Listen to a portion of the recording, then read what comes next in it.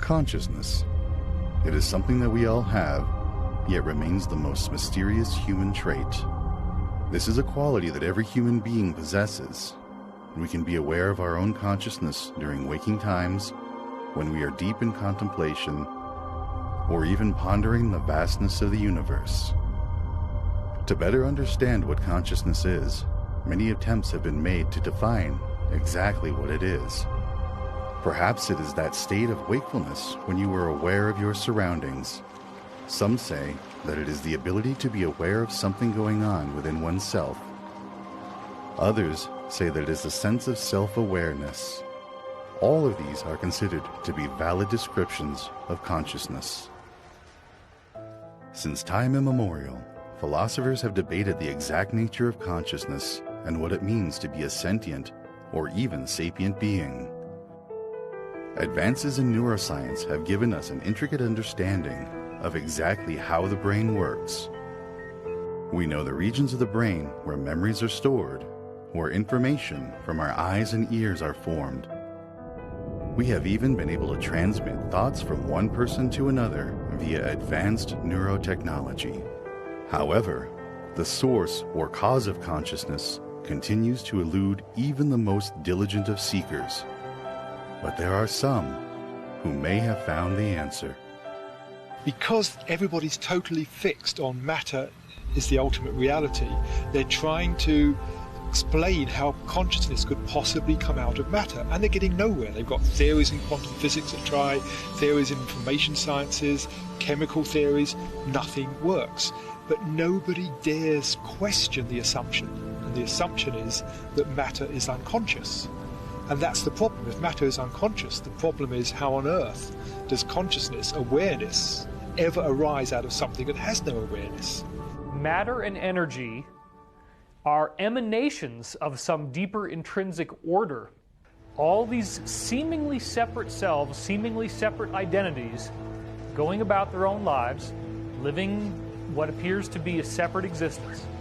And yet we are all fundamentally sharing the same unified consciousness that the universe is made of. We've now seen scientific proof that the universe emanates from a geometric seed that doesn't have any space or time. Since we are conscious, consciousness must be in that seed. All of the universe is emanating from this. So there is scientific grounding to support the law of one philosophical stance, which is that in fact there is a one infinite creator and the universe itself is a living conscious being. Space, time, energy, matter, and biology are created by a universal consciousness. Our idea about subatomic particles are, as physics class has shown us, little billiard balls. You know, that's what we think of. But actually, a subatomic particle is not that. It's a vibrating packet of energy, trading information and energy with other subatomic particles and this background energy field. So a subatomic particle is essentially a shapeshifter. So when you look down at matter at that tiny level, what you find is there's no such thing as a thing. The unit of the universe isn't a thing, it's a relationship. It's the relationship between those subatomic particles. Scientists have been able to detect and record this energy field, but what we see as a background energy field may well be a unified field of intelligent energy. This energy is more than just intelligent.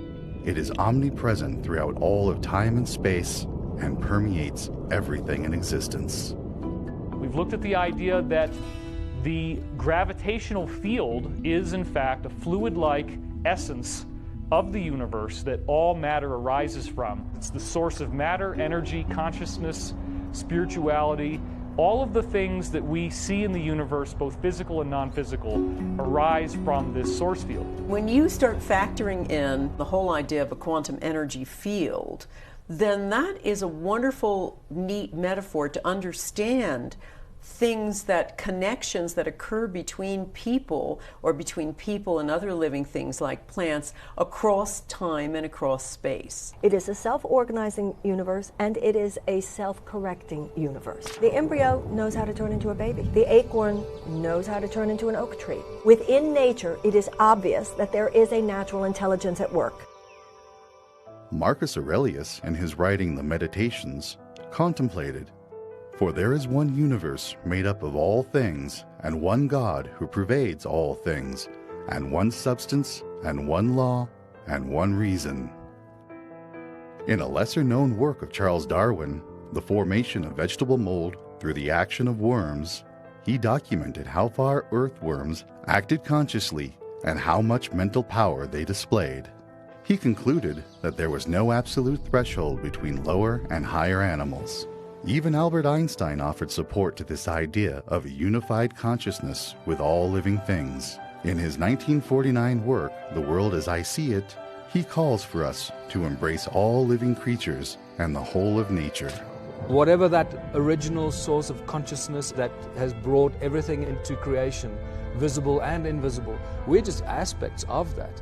It actually highlights how much bigger and greater the Creator is. If I realize that I am a child of God, that I'm just an idea in the mind of God, then and only then do I get to realize that you are the same thing. And on that realm, there is no separation between us. On that realm, there is no competition between us. We're talking about a universal consciousness where I'm going to talk to the Spirit of God within every living being. Now, whether we call that the zero-point energy field, we call that universal intelligence, we call it God. The zero-point energy field is the new name for God.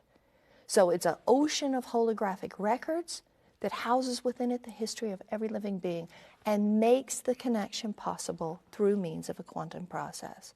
And that quantum process is unconditional love.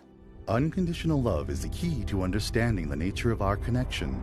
While this intelligent and creative field permeates everything in our universe, its loving and creative nature is what draws us all together and binds us to the universe and each other. If my energy is not coming from love, compassion, and forgiveness by whatever name I give it, then I am making a world that will not be happy for myself and others, by the way. We have a metaphor of ourselves, or an image of ourselves, as the hero up against it all. The whole idea is about being right, being first, being individual. That's been our programming. If we have a hard drive, it's been programmed with I win, you lose. This is absolutely against nature, and that's why we're in the mess we're in. This is what selfish looks like. You know, it's hard to understand how much that definition of ourselves really informs how we operate, because not all cultures do. They think of themselves as being all connected, and from that, they create a very different kind of society. You are born with divine consciousness. The whole point of being on the earth is to realize that and live your life in the pursuit of justice and compassion from the profoundest peace and the wildest love.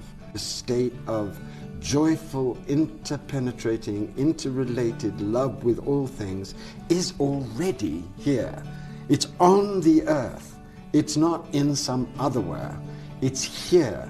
And the whole point of waking up to your divine consciousness is that you wake up to this radiance of divine presence in the universe, in other beings, and in yourself. There's another way of being, another mode of consciousness, that we can free ourselves up from this attachment, this materiality. And when we do that, we begin to become more in tune with our world, with our environment, with other people. We become more compassionate. So I think the next stage is, having realized that's the basic problem, is then say, okay, what do we know? Just looking at the world's spiritual traditions and other metaphysical traditions, what do we know that can really help free up human consciousness? Forging a connection with this universal consciousness is something that is available to everyone. However, we live in a turbulent world full of stressful lifestyles and traumatic conflicts that continuously tear us away from this source of life and unconditional love. To remember where we came from, we must learn to see beyond these manufactured illusions, to open our hearts and minds to the unified force outlining all of creation. This is where I believe we are now. I believe that the rise of consciousness is allowing us to move rapidly towards that, and realizing we can move beyond the technology, because the technology is actually in our bodies.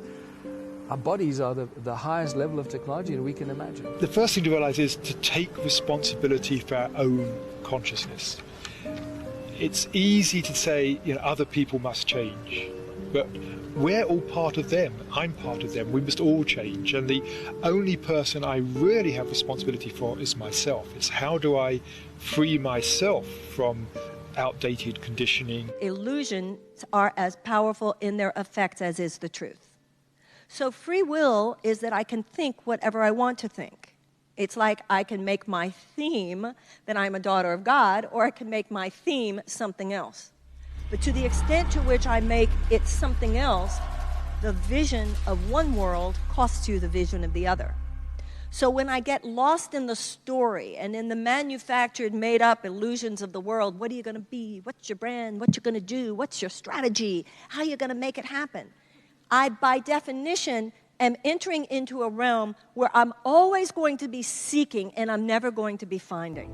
Once you realize that the whole universe is an emanation of consciousness, you can dissolve your karma by forgiveness and by accepting everything in the universe as being purely sacred. The consciousness of the universe wants us to grow into more than we are now.